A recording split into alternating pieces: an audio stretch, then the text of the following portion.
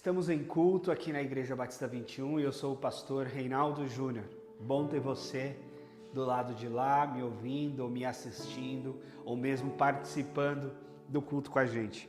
Eu quero te convidar para abrir a sua Bíblia em Atos capítulo 2. Atos capítulo 2 é um momento importantíssimo, é um momento fundacional, se é que existe essa palavra, da história da igreja, porque é o momento da descida do Espírito Santo, na ocasião da festa do Pentecostes.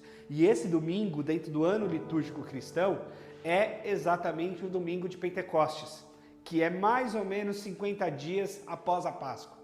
É mais ou menos assim que é contado o calendário cristão. Então, Atos capítulo 2, eu vou ler um trecho um pouquinho mais longo do que é o nosso costume aqui, mas eu peço que você me acompanhe com bastante atenção, porque é um texto muito importante para nós. E o texto, ele diz muita coisa por si só. Olha só.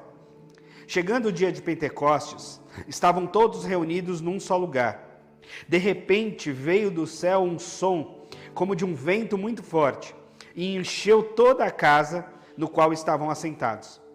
E viram que parecia línguas de fogo, que se separavam e pousavam sobre cada um deles. Todos ficaram cheios do Espírito Santo e começaram a falar noutras línguas, conforme o Espírito os capacitava. Havia em Jerusalém judeus, devotos a Deus, vindo de todas as nações do mundo. Ouviu-se o som e ajuntou-se a multidão que ficou perplexa, pois cada um os ouvia falar em sua própria língua. Atônitos e maravilhados, eles se perguntavam: acaso não são galileus todos esses homens que estão falando? Então como os ouvimos cada um de nós em nossa própria língua materna? Partos, medos, elamitas, habitantes da Mesopotâmia, Judéia, Capadócia, do Ponto, da província da Ásia, da Frígia, da Panfilha, do Egito, de partes do Líbano, próximos a Cirene, visitantes vindos de Roma, tanto judeus como convertidos ao judaísmo, cretenses e árabes. Nós os ouvimos declarar as maravilhas de Deus em nossa própria língua. Atônitos e perplexos, todos perguntavam uns aos outros: que significa isso? Outros todavia zombavam e diziam: eles beberam vinho demais. Então Pedro levantou-se com os 11, em alta voz, dirigiu-se à multidão, dizendo: homens da Judéia, e todos os que vivem em Jerusalém, deixem-me explicar isso. Ouçam com atenção. Estes homens não estão bêbados, como vocês supõem. Ainda são 9 horas da manhã. Ao contrário, isto é o que foi predito pelo profeta Joel. Nos últimos dias, diz o Senhor, derramarei do meu espírito sobre todos os povos. Os seus filhos e suas filhas profetizarão. Os jovens terão visões, os velhos terão sonhos. Sobre os meus servos e minhas servas derramarei o meu espírito naqueles dias, e eles profetizarão. Mostrarei maravilhas em cima no céu e sinais embaixo na terra: sangue, fogo e nuvens de fumaça. O sol se tornará em trevas e a lua em sangue, antes que venha o grande e glorioso dia do Senhor. E todo aquele que invocar o nome do Senhor será salvo. Israelitas, ouçam essas palavras. Jesus de Nazaré foi aprovado por Deus diante de vocês, por meio de milagres, maravilhas e sinais que Deus fez entre vocês por intermédio dele, como vocês mesmos sabem. Este homem foi entregue por um propósito determinado e pré-conhecimento de Deus, e vocês, com a ajuda de homens perversos, o mataram, pregando-o numa cruz. Mas Deus o ressuscitou dos mortos, rompendo os laços de morte, porque era impossível que a morte o retivesse.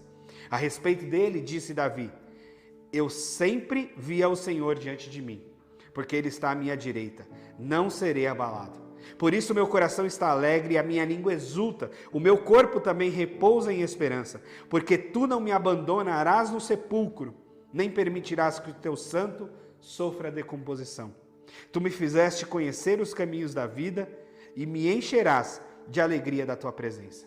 Irmãos, posso dizer com franqueza que o patriarca Davi morreu e foi sepultado, e o seu túmulo está entre nós até os dias de hoje. Mas ele era profeta e sabia o que Deus lhe prometera sobre juramento, que poria um de seus descendentes no trono. Prevendo isso, falou da ressurreição do Cristo, que não foi abandonado no sepulcro, cujo corpo não sofreu decomposição. Deus o ressuscitou. A este Jesus e a todos nós somos testemunhas desse fato. Exaltado à direita de Deus, ele recebeu do Pai e do Espírito Santo prometido e derramou a vocês agora que vêm e ouvem. Pois Davi não subiu aos céus, mas ele mesmo declarou: o Senhor disse a meu Senhor: assenta-te à minha direita, até que eu ponha os teus inimigos como estrado de seus pés. Portanto, que todo Israel fique certo disso. Este Jesus a quem vocês crucificaram, Deus o fez Senhor e Cristo. Quando ouviram isso, ficaram aflitos em seu coração e perguntaram a Pedro e aos outros apóstolos: irmãos, que faremos? Pedro respondeu: arrependam-se, cada um de vocês, e seja batizado em nome de Jesus Cristo para perdão dos seus pecados, e receberão o dom do Espírito Santo. Pois a promessa era para vocês, para os seus filhos, para todos os que estão longe, para todos quantos o Senhor chamar. Com muitas outras palavras os advertia e insistia com eles: salvem-se dessa geração corrompida. Os que aceitaram a mensagem foram batizados, e naquele dia houve um acréscimo de cerca de 3.000 pessoas. Vamos orar de novo? Pai, que esse Espírito Santo do qual lemos agora, o qual cremos, que habita em nós e que está aqui no meio de nós, fale conosco na profundeza das nossas consciências, em nome de Jesus. Amém. O Pentecostes é exatamente o inverso de Babel. Se você conhece a Escritura, você vai lembrar a história da grande Torre de Babel. É o momento em que os homens se juntam e para que eles continuem tendo força, para que eles continuem a se estabelecer naquele momento inicial da humanidade, eles entenderam que eles deveriam construir uma grande torre para fazer o nome deles famoso e para estabelecer a força local deles. O que acontece é que quando eles começam essa grande torre, Deus olha do céu e vê que não era uma coisa boa, que a ganância humana, que a prepotência humana iria ganhar concretude com aquela torre. E aí Deus faz com que eles deixem de se entender. Há uma confusão de línguas, há uma confusão de comunicação. E os homens não se entendem mais, eles não conseguem então dar cabo a esse projeto. Uma confusão de línguas, há quem diga que é nesse momento então é que nascem os idiomas diversos que temos no mundo. Bom, o Pentecostes é exatamente o inverso. É a redenção de Babel.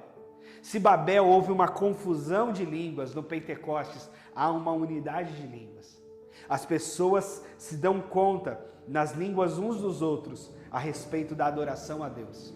Quando o Espírito Santo desce, você vai lembrar comigo das palavras de Jesus do episódio passado, quando Jesus ressurreto diz: fiquem em Jerusalém e aguardem até que vocês sejam revestidos de poder. E esse poder é exatamente o poder do Espírito Santo de Deus. E eles ficam em Jerusalém. Por quê? Porque os discípulos de Jesus não são de Jerusalém. Você vai lembrar que o ministério de Jesus se dá na Galileia, numa região distinta do país. Muito mais simples, inclusive, muito mais pobre, inclusive. E o ministério de Jesus é chamado de Galileu, por quê? Porque ele vive e é criado em Nazaré, na região da Galileia. E os discípulos dele são trazidos a partir de lá. São pescadores que pescam no chamado Mar da Galileia e outras pessoas que moram naquela região. Então, Jerusalém para eles é longe de casa. Mas eles obedecem a Jesus. Eles ficam em Jerusalém, eles fazem reuniões de oração, eles ficam concentrados até receber esse poder, esse Espírito Santo que Jesus prometeu. E aí no dia de Pentecostes acontece essa ocasião. E por que o dia de Pentecostes? Ora, primeiro porque era uma festa que trazia estrangeiros de todos os lugares. Pessoas judeus ou convertidos ao judaísmo ou simpatizantes do judaísmo, enfim. Trazia peregrinos, e você leu aqui árabes, gente da Ásia, gente de Roma, gente de tudo quanto é lugar daquela época, quase de todo o mundo habitado daquela época, vieram para Jerusalém, ou vinham para Jerusalém para celebrar a festa do Pentecostes. Era uma festa importante, era uma celebração religiosa muito importante. E os peregrinos vinham, passavam dias celebrando essa festa, como acontece em outras festas judaicas e como acontece até hoje, peregrinações para festas religiosas em Israel, ou a Meca, ou a outras cidades que concentram multidões de religiosos que vêm de todo mundo. E aí é nessa concentração, neste momento em que tem gente do mundo todo praticamente, é que é o momento propício para essa descida do Espírito Santo. E essa descida do Espírito Santo vem com uma força revolucionária, vem com esse vento forte onde eles estão assentados, com essas línguas de fogo que pousam sobre eles, e eles adoram a Deus nas línguas diferentes, a ponto desses estrangeiros olhar e dizer assim, eles são galileus, eles são aqui da Galileia, eles falam aramaico, e como é que eles estão falando e glorificando a Deus no nosso próprio idioma? O que está acontecendo aqui? E a sugestão de alguns era, será que eles estão bêbados? Será que eles estão alcoolizados? Será que eles tomaram vinho demais para vir para essa festa? Esse é o entendimento. Mas perceba que o Novo Testamento, ele tem momentos e fechamentos de profecias e redenções do Antigo. Por isso que eu estou fazendo essa ponte com Babel. Se Babel houve confusão de línguas, aqui há unidade de línguas. Porque Babel era um projeto de crescimento, de ego humano, de pretensão humana, de arrogância humana. E aqui é o momento em que os homens estão entregues à descida do Espírito Santo de Deus. Não é algo que eles estavam fazendo pelo poder deles. Não era aqui o poder dos discípulos de Jesus. Não era o poder dos amigos de Jesus. Não era o poder de nenhum religioso. Por mais religioso que fosse, por mais espiritual que fosse, por mais horas de oração e jejum que essas pessoas pudessem trazer e viver e colocar na sua rotina e na sua espiritualidade, não era o esforço deles que estava acontecendo aqui, era algo que vinha do céu sobre eles. E isso é algo fundamental na espiritualidade cristã. A espiritualidade cristã tem pouco a ver com o esforço humano.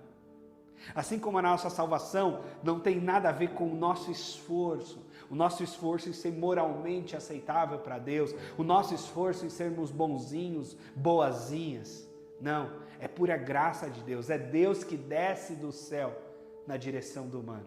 E o Espírito Santo então desce na direção daquelas pessoas, e para que elas não fiquem achando que eles estão bêbados, e que está todo mundo embriagado naquela festa toda, Pedro se levanta, como líder dos apóstolos, líder ali daquele momento dos seguidores de Jesus.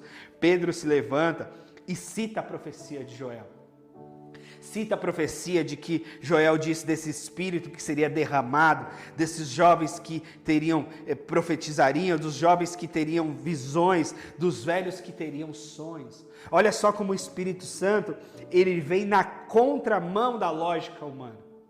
A lógica humana é que jovens demais não têm visão porque são imaturos para enxergar longe, porque ter visão aqui, né, é ver ao longe, é ver adiante. E tudo que a gente, por vezes, não consegue ver na juventude é isso. Muitas vezes, quando a gente se depara com jovens, a gente fala, mais tarde você vai ver. Quando você tiver mais maturidade, quando você for mais velho, você vai ver. E ele diz, os jovens terão visões. E pelo contrário também, ou por outro lado, ele diz, os velhos terão sonhos. E tudo que a gente vê na idade idosa, ou todo problema da idade idosa, é que os velhos não sonham mais. Porque já estão velhos, já estão idosos. Já não tem muito mais planos, já não tem muito mais sonhos, já não tem muitas expectativas a respeito do futuro, porque imaginam que o que está reservado a eles no futuro são as doenças e a morte. Mas a Bíblia diz que os velhos que recebem do Espírito Santo de Deus, que os idosos que recebem do Espírito do Senhor, têm sonhos, continuam ou passam a sonhar. E aí ele diz que naqueles dias várias pessoas profetizarão. talvez aqui se concretize tudo que se fala sobre Jerusalém. Talvez aqui seja o fechamento do que é Jerusalém histórica e localmente falando na Escritura Sagrada. No sentido da cidade do Senhor, onde tudo começa.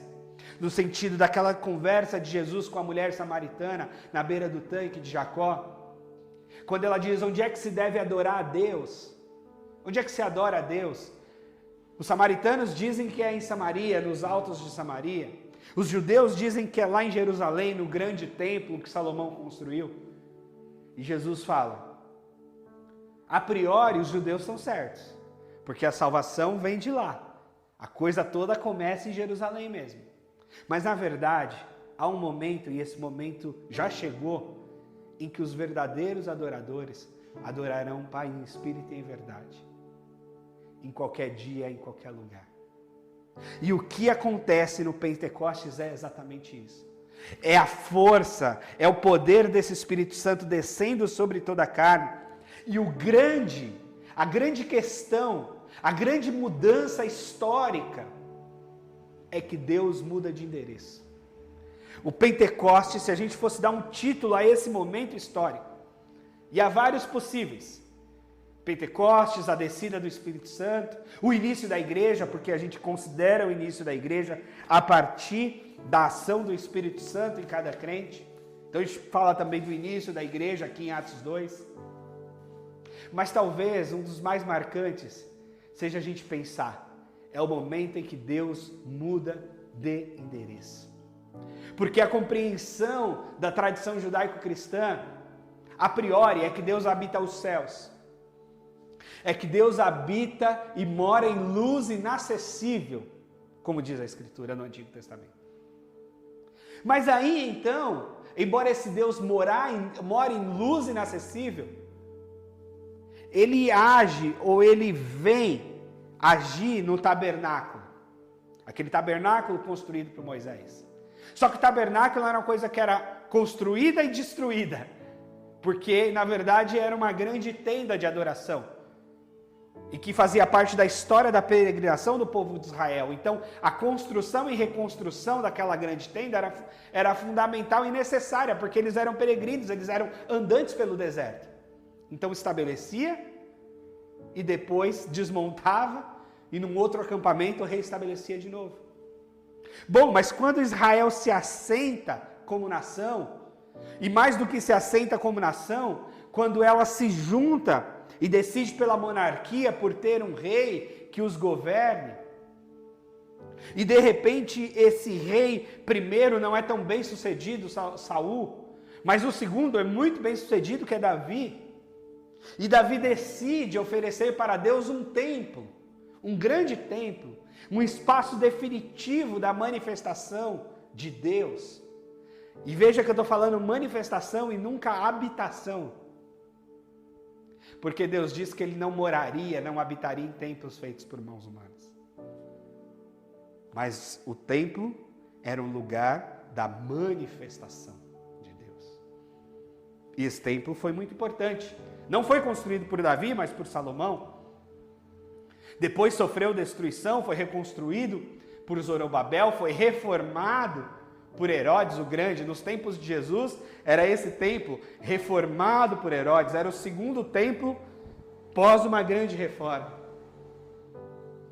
E aí esse lugar, então, era esse lugar especial de adoração, onde as pessoas do mundo todo vinham adorar, vinham oferecer sacrifícios a Deus, vinham pedir perdão dos seus pecados, vinham confessar os seus pecados, enfim. Um grande e suntuoso templo.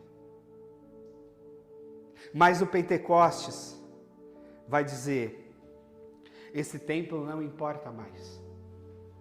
Embora os judeus dão muita importância ainda a ele hoje. Os judeus esperam pela reconstrução desse templo. Os judeus lamentam no chamado Muro das Lamentações, que é a parte que restou do templo, da parte externa do templo, onde fazem orações, onde há uma sinagoga, onde coloca-se pedidos de oração, os visitantes, os turistas fazem muito isso. Eu mesmo já coloquei o meu papelzinho lá no muro. Muito mais por efeito turístico da coisa. Mas a verdade é que Jesus fala a respeito do templo. E ele fala que aquele templo seria destruído e ele o reconstruiria em 3 dias. E aliás, Jesus é acusado de blasfêmia contra o templo porque diz isso. Mas o próprio texto dos evangelhos diz que ele estava falando do próprio corpo, então. Do corpo dele, que ressuscitaria em 3 dias. E a pregação que Pedro traz, citando o Salmo, citando que Jesus venceu a morte, que o corpo dele não sofreu decomposição, porque Deus o ressuscitou. E esse Jesus, Deus o fez Senhor e Cristo, e esse Jesus que nos envia o Espírito Santo de Deus. E agora então Deus não habita mais, ou não se manifesta mais em templos construídos por mãos humanas, mas Ele se manifesta no próprio humano, porque a Escritura vai dizer que nós somos o templo do Espírito Santo de Deus. Então o Pentecostes traz essa grande e maravilhosa novidade. Deus do céu, o soberano das nações, o grandioso Deus do qual nós não conseguimos dimensionar o tamanho dele, a força dele, o poder dele, ele passa a habitar o humano, o corpo humano, esse corpo aqui, cheio de cicatrizes, cheio de falhas, cheio de defeitos. Esse corpo aqui, que ainda tem pecado nele, que insiste em estar aqui comigo e no meu corpo, o meu próprio pecado. Pois é, ainda assim, Deus o soberano, o santíssimo das nações, habita nele. E é por isso que nós, cristãos, não podemos, não devemos e não vamos sacralizar locais, instituições, objetos, coisas, nada. Nós sacralizamos pessoas. Existe uma coisa sagrada no mundo. A coisa sagrada que existe no mundo é o humano. Porque o humano é criado à imagem e semelhança de Deus no Antigo Testamento, e no Novo Testamento esse humano é a própria habitação de Deus. É por isso que eu nunca gosto de me referir como um lugar de culto a templo. Não é o templo, é o lugar de culto. É o auditório.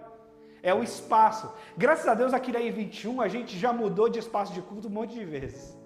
Ou seja, aquele possível apego que a gente pudesse ter a um templo que nós construímos, que nós fizemos e que nós, portanto, nos apegamos a ele, para nós não existe. Qualquer lugar é lugar.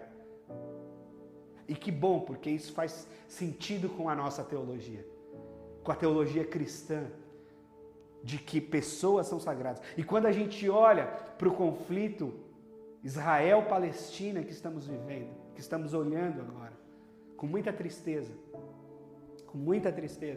porque pessoas estão morrendo. E pessoas estão morrendo por quê? Por causa de uma luta de território, por causa da sacralidade dos locais, por conta da sacralidade da terra, por conta da sacralidade de certas cidades, por conta de um espaço de que se adora a Deus ou que se adora a lá, ou que qualquer coisa assim. E para nós cristãos isso não faz o menor sentido. E se eu tivesse poder de estar lá na faixa de Gaza hoje, e de poder anunciar Jesus àquelas pessoas, e a gente sabe que há cristãos lá, graças a Deus, de ambos os lados, mas especialmente do lado palestino, há uma comunidade cristã palestina forte. É lógico que a maioria são muçulmanos, mas existem cristãos lá. E anunciar-lhes que o que há de mais sagrado não é a terra, não é aquele lugar, não são aquelas cidades. O que há de mais sagrado nesse mundo é o humano. O ser humano, sim. Este sim é sagrado. Este sim deve ser preservado. Este sim deve ser cuidado. Este sim deve ser amado. Este sim deve ser respeitado em toda a sua dignidade. Porque ele, ela, somos criados à imagem e semelhança de Deus, e no Novo Testamento recebemos o próprio Espírito Santo de Deus. Lembrando daquela história de Jesus conversando com os discípulos no caminho de Emaús, tristes com a sua crucificação. E a história diz que eles não se deram conta de que era Jesus ressurreto ali com eles. Mas quando eles param, e quando Jesus dá graças e parte o pão, quando eles vão comer, no momento da alimentação, eles reconhecem Jesus, mas quando eles reconhecem Jesus, Jesus some. E disse que uma história, uma vez uma professora de crianças, contando essa história para as crianças, fez a pergunta, dizendo: crianças, para onde Jesus foi naquele momento? E uma das crianças respondeu: ora, tia, foi para dentro deles. Para onde Jesus foi naquele momento? Foi para dentro deles. Nenhuma resposta mais exata, nenhuma resposta melhor teologicamente, mais adequada, mais cristã do que esta. Se Jesus desapareceu da vista deles, é porque Jesus tinha ido para dentro deles. Esse é o Pentecostes.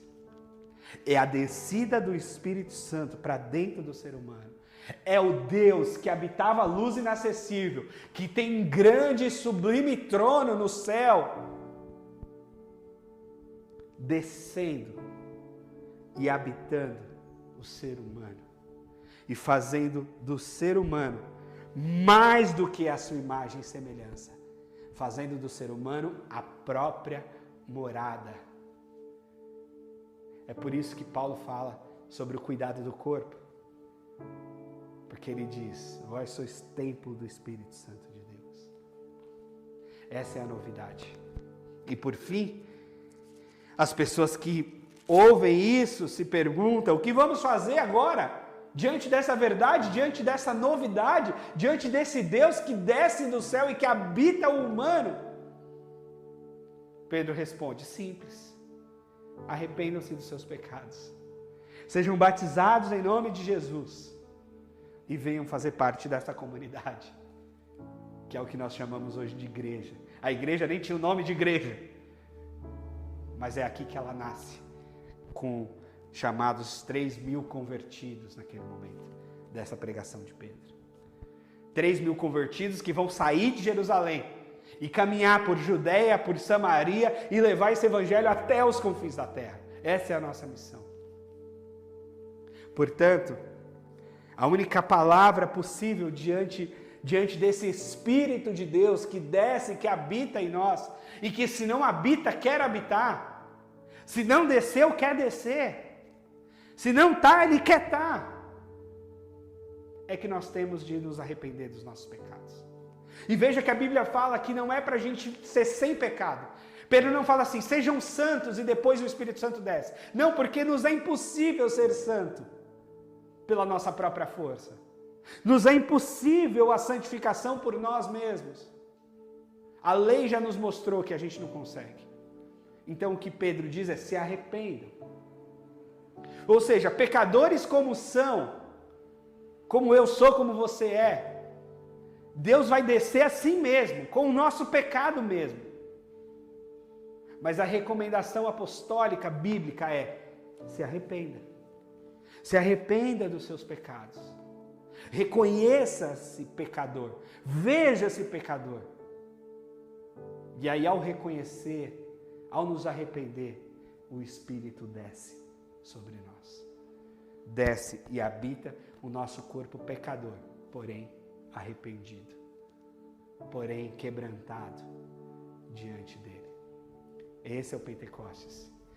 É essa grande novidade da história do universo. E é com essa novidade, com essa realidade que eu quero orar com você nesse momento. Você ora comigo? Pai amado, eu quero te agradecer, Senhor, pela Tua palavra. Eu quero te agradecer por ser um Deus tão grande, tão poderoso, que para alguns tão distante, mas que para nós tão próximo, tão perto. Um Deus que deixou os céus, encarnou nessa terra em Jesus Cristo. E um Deus que também deixou os céus e veio habitar em nós por meio do Espírito Santo do Senhor. Senhor, que a gente viva consciente e experiente dessa experiência maravilhosa que é ter o Teu Espírito Santo em nós, habitando em nós, vivendo em nós. E para aqueles que não vivem essa experiência, que não têm convicção dela, que não experimentaram ela ainda, Deus, que o Teu Espírito Santo desça sobre essa pessoa, desça onde quer que ela esteja, independente de como esteja a vida dela. Talvez algumas pessoas pensem, mas eu sou pecador, eu estou no pecado, eu estou chafurdado em pecado. Deus, desça com o Teu Espírito Santo ainda assim, porque o Teu Espírito Santo desce sobre pecadores. O Teu Espírito Santo vem habitar esse corpo humano cheio de pecados. Vem, Senhor, vem sobre nós, vem sobre Teu povo, vem sobre a igreja, vem sobre o mundo, vem sobre todos os lugares, todas as pessoas. Vem, ó Espírito Santo de Deus, e faça em nós a Tua morada. Transforma a nossa vida de dentro para fora efetivamente. No glorioso nome de Jesus é que eu te peço, Senhor, e te agradeço.